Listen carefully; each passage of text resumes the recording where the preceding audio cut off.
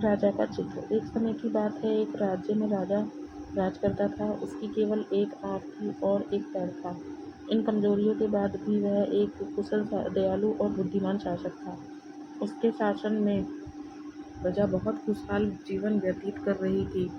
एक दिन राजा अपने महल के गलियारे में टहल रहा था। सहसा उसकी दृष्टि गलियारे की दीवार पर लगे चित्रों पर पड़ी। वह चित्र उसके पूर्वज के थे।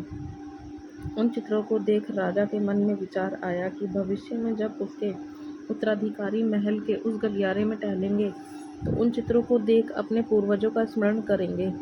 राजा का चित्र अब तक उस दीवार पर नहीं लगा था। अपनी शारीरिक अक्षमताओं के कारण वह नहीं जानता था कि उसका चित्र कैसा दिखेगा, लेकिन उस दिन उसने सोचा कि उसे भी अपना चित्र उस दीवार पर लगवाना चाहिए।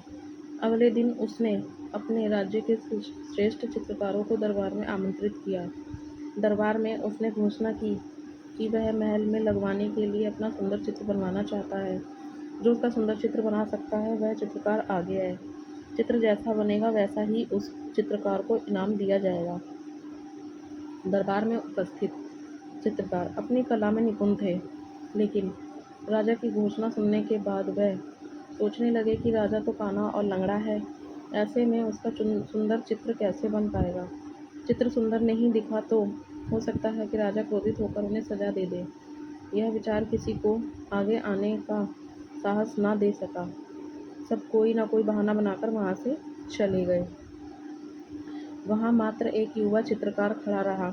राजा ने उससे पूछा, क्या तुम मेरा चित्र बनाने को तैयार हो? युवा चित्रकार ने हामी भर दी। राजा ने उसे अपना चित्र बनाने की आज्ञा दे दी। अगले ही दिन से वह चित्रकार राजा का चित्र बनाने में जुट गया। कुछ दिनों बाद चित्र बनकर तैयार था। जब चित्र के अनावरण का दिन आया तो दरबार में दरबारी सहित वह सभी चित्रकार भी उपस्थित हुए जिन्होंने राजा का चित्र बनाने से इनकार कर दिया था। सभी उत्सुकता से चित्र के अनावरण की प्रतीक्षा कर रहे थे। जब चित्र का अनावरण हुआ तो राजा सहित सबके मुंह खुले के खुले रह गए। चित्र बहुत ही सुंदर बना था। उस चित्र में राजा दोनों तरफ पैर कर घोड़े पर बैठा हुआ था, जिसे एक ओर से चित्रित किया गया था और उसमें राजा का एक ही पैर नजर आ रहा था। साथ ही राजा धनुष चढ़ाकर एक आंख बंद कर निशाना साध रहा था, जिससे उसके काने होने की कमजोरी छुप गई थी।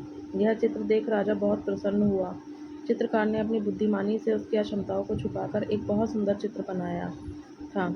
राजा ने उसे पुरस्कृत करने के साथ उसे अपने दरबार का मुख्य चित्रकार बना दिया। तो दोस्तों, हमें इस कहानी से यही शिक्षा मिलती है कि जीवन में आगे बढ़ना है तो हमें सदा सकारात्मक सोच रखना चाहिए।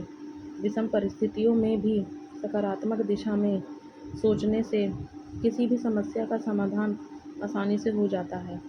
तो दोस्तों, अगर कहानी पसंद आई है तो please like, share and subscribe करें और कमेंट करके बताएं आपको कहानी कैसी लगी। Thanks for watching.